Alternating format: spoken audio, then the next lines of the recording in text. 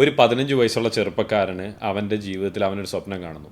എനിക്കൊരു നാട്ടിൽ ഒരു കാലത്ത് എനിക്ക് കേരളത്തിൻ്റെ മുഖ്യമന്ത്രിയായി ഇരുന്ന് ഈ നാട്ടിൽ എല്ലാവരെയും എനിക്ക് ഉന്നതിയിൽ എത്തിക്കണം എന്നൊരു സ്വപ്നം കാണുന്നു. അവൻ്റെ 18-ാം വയസ്സിൽ 5 വർഷം നാടിനെ സേവിക്കാൻ പട്ടാളത്തിൽ ചേരുന്നു. അതിനുശേഷം അവൻ വന്നിട്ട് യൂണിവേഴ്സിറ്റി കയറുന്നു, അവൻ പഠിക്കുന്നു. 26-27 വയസ്സിൽ ഹൈലി പ്രൊഡക്റ്റീവായിട്ട് വർക്ക് ചെയ്യുന്നു, ഒരു എൻ്റർപ്രണർ ആവുന്നു.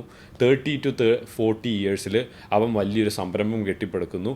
ആ സംരംഭം ഒരു 40 തൊട്ട് 45 വയസ്സ് വരെ ഫാമിലിക്ക് വേണ്ടി ഇതൊക്കെ ചെയ്ത് അത് പതുക്കെ വന്ന് ഒരു 45-ാം വയസ്സിൽ അത് വിൽക്കുന്നു, അവൻ റിട്ടയർ ആവുന്നു.